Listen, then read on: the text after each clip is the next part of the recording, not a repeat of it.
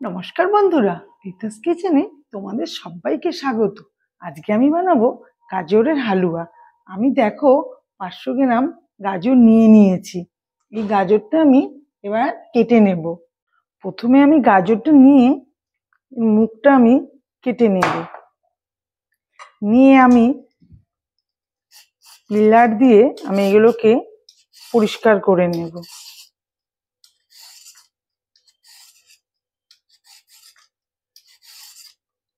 এইভাবেই আমি সমস্ত গাজরগুলোকে পিল করে নেব। সমস্ত গাজরগুলোই আমার পিল করা হয়ে গেছে। এবার আমি এগুলোকে গ্রেট করে নেব। দেখো আমি একটা গ্রেটার নিয়ে নিয়েছি। এটা খুব সরু মুখের, এটা একটু সরু সরু করে গ্রেট করলে তাহলে গাজরের হালুয়াটা ভালো হবে খেতে।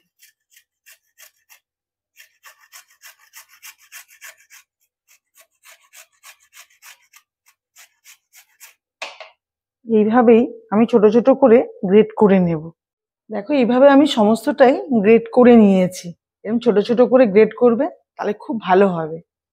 আমি একটা কড়াই বসিয়ে দিয়েছি, তাতে আমি দিয়ে দেব ঘি। দিচ্ছি আমি 5-6 চামচ ঘি দিয়ে দিলাম। ঘিটা গরম হয়ে গেছে।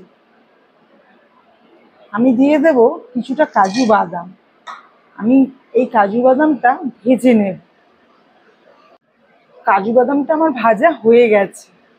আমি এটা এবার তুলে নিচ্ছি।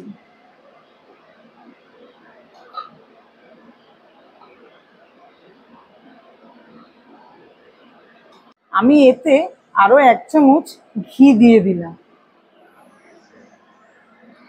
ঘিটা গলে গেলে আমি 3টে এলাচ ফোড়নে দিয়ে দেব। এলাচটা আমি ভেজে নিচ্ছি একটু।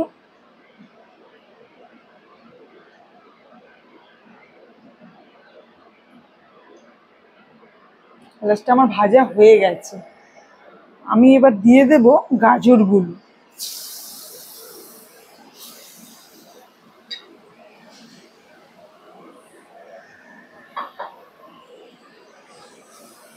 গাজরগুলো আমি এবার ভেজে নেব।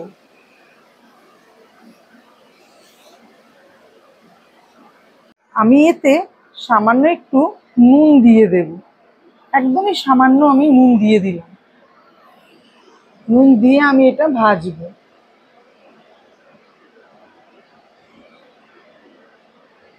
এটা একটু বেশি করে ভাজতে হবে, না ভাজলে ভালো করে তাহলে একটা কাঁচা গন্ধ ছাড়বে।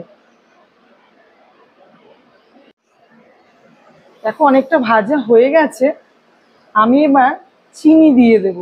আমি এই কাপ মেপে 1 কাপ চিনি দিয়ে দিলাম। আমি চিনিটার সাথে মিশিয়ে নিচ্ছি।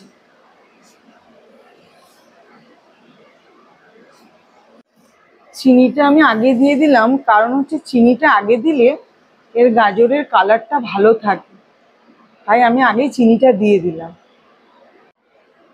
দেখো আমি এবার লিকুইড দুধ আমি 1 কাপ দিয়ে দিচ্ছি।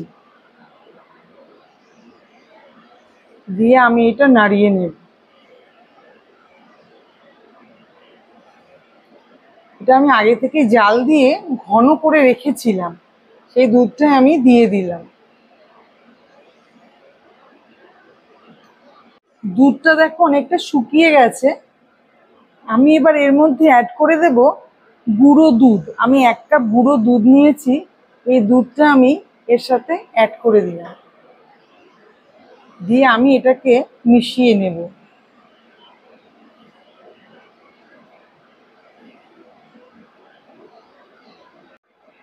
দেখো গুঁড়ো দুধটা দিয়েছি। গুঁড়ো দুধ দিলে এর টেস্টটা অনেকটা বেড়ে যায়। তোমরাও চেষ্টা করবে এটা যখন রান্না করবে গুঁড়ো দুধটা দেওয়ার জন্য।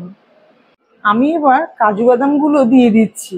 আমি যে কাজু বাদামগুলো ভেজে রেখেছিলাম ওগুলো আমি এর মধ্যে দিয়ে দিলাম। দিয়ে আমি একটু মিশিয়ে নিচ্ছি। এটা একদম একটু শুকনো শুকনো হবে, আর একটু আমার শুকোবে। এটা তোমাদের ঘন ঘনই নাড়তে হবে, আর না হলে নিচ থেকে লেগে যাবে।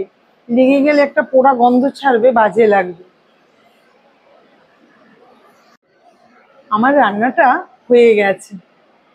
এই রান্নাটা খুবই সহজ রান্না, সবাই তোমরা কম বেশি জানো।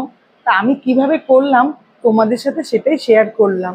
আমার এই রান্নাটা যদি তোমাদের ভালো লেগে থাকে তাহলে আমার চ্যানেলে সাবস্ক্রাইব করো, লাইক করো, কমেন্ট করে জানিও তোমাদের কেমন লাগলো। আমি এটা এবার সার্ভ করে দেব। আর তোমাদের এই ভিডিওটা দেখার জন্য অসংখ্য ধন্যবাদ।